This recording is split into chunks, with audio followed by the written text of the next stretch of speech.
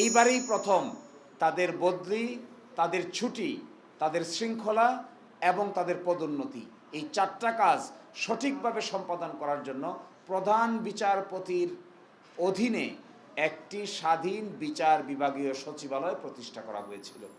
এখানে 15 জন বিচার বিভাগীয় কর্মকর্তাদেরকে নিয়োগও দেওয়া হয়েছিল।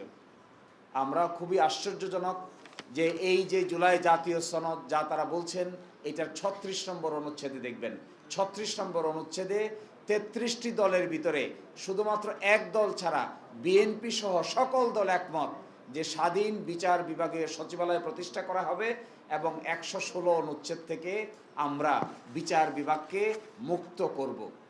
একই সাথে খুবই ইন্টারেস্টিং, তৎকালীন দিনের অ্যাটর্নি জেনারেল আজকালকার মাননীয় আইনমন্ত্রী তিনি আদালতে একটা হলফনামা দায়ের করেছিলেন। ওই হলফনামা দায়ের করে বলেছিলেন যে তারাও বিচার বিভাগীয় সচিবালয় প্রতিষ্ঠা করতে চান, তাদের কোনো আপত্তি নাই। কিন্তু আজকে দেখা যাচ্ছে এই বিচার বিভাগীয় সচিবালয়কে তারা ডিস্ট্রয় করেছেন।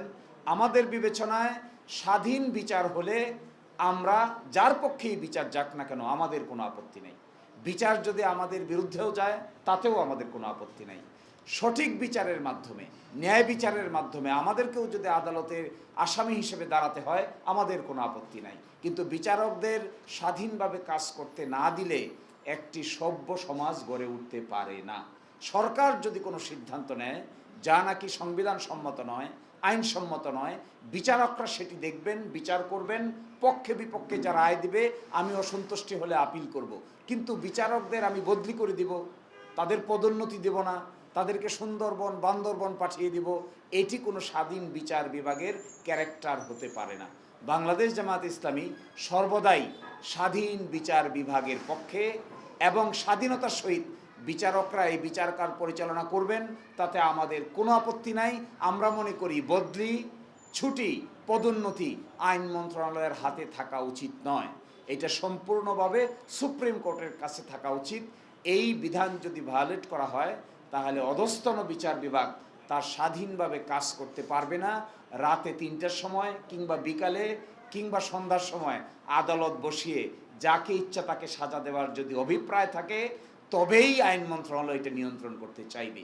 আর যদি এই অভিপ্রায় কারো না থাকে তাহলে সুপ্রিম কোর্ট বিচারকদের নিয়ন্ত্রণ করবে। আইন মন্ত্রণালয়ের এখানে কোনো ভূমিকা থাকার কথা নয়, সরকারের কোনো ভূমিকা থাকার কথা নয়। সরকারের বিরুদ্ধে আদেশ হলে সরকার আপিল করবে, বিচারককে বদলি করবে কেন? বিচারককে পদোন্নতি দিবে না কেন? তার যদি পদোন্নতির সময় হয়ে থাকে তিনি পদোন্নতি পাবেন। তিনি যদি করাপ্ট না হন, আচরণবিধি ভঙ্গ না করেন, তাহলে তিনি আইন অনুযায়ী ফাংশন করবেন। কিন্তু পছন্দময় সই আদেশ না দিলে তাদের উপর চড়াও হওয়ার জন্য একটা নাগ পাশ তারা আইন মন্ত্রণালয়ের হাতে রেখে দিচ্ছেন। এটার নাম হলো সচিবালয়। অর্থাৎ বদলি সিদ্ধান্ত নেবে সচিবালয়, ছুটি সিদ্ধান্ত নেবে সচিবালয়, পদোন্নতি সিদ্ধান্ত নেবে সচিবালয় এবং শৃঙ্খলা সিদ্ধান্ত নেবে আইন মন্ত্রণালয়।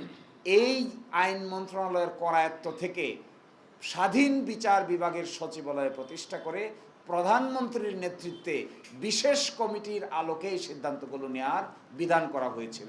আরও ইন্টারেস্টিং, যে আইনটা বাতিল করেছেন তারা, সেখানে মাননীয় প্রধানমন্ত্রীকে প্রধান বিচারপতিকে স্বাধীনভাবে 50 কোটি টাকার বাজেট অনুমোদনের ক্ষমতা দেওয়া হয়েছিল। এই অনুমোদনের ক্ষমতাটাও তারা কেড়ে নিয়েছেন। এবং আমাদের অধস্তন বিচার বিভাগে 2200 বিচারক আছেন, 2200। এই 2200-র মধ্যে প্রায় 2000 বিচারিক কাজে আছেন, বাকি 200 বিভিন্ন জায়গায় প্রেষণে আছেন। এই 2000 বিচারক তাদের কর্মকাণ্ড পরিচালনা করতে গিয়ে হিমশিম কাটছেন। পৃথিবীর ইতিহাসে মনে হয় বাংলাদেশে একমাত্র দেশ হবে যেখানে প্রতি 78,000 মানুষের জন্য একজন ম্যাজিস্ট্রেট, একজন বিচারক নিহিত আছে। এই 78,000 ম্যাজিস্ট্রেটের জায়গায় আমাদের সুপ্রিম কোর্ট অর্গান বাড়িয়ে বিচারকের সংখ্যা বাড়ানোর ক্ষমতা পেয়েছিলেন। এই ক্ষমতাটা কেউ কেড়ে নেওয়া হয়েছে। অর্থাৎ এই ক্ষমতা এখন আইন মন্ত্রণালয় ইচ্ছা করলে নিয়োগ দিবে, ইচ্ছা করলে সংখ্যা বাড়াবে, ইচ্ছা করলে সংখ্যা কমাবে। সুপ্রিম কোর্টের প্রধান বিচারপতির বলার আর কোনো এখতিয়ার থাকলো না। আজকে এটি চেম্বার জজ আদালতে একটু পরে শুনানি হবে, বাকিটা আমরা আদালতের উপর নির্ভর করব।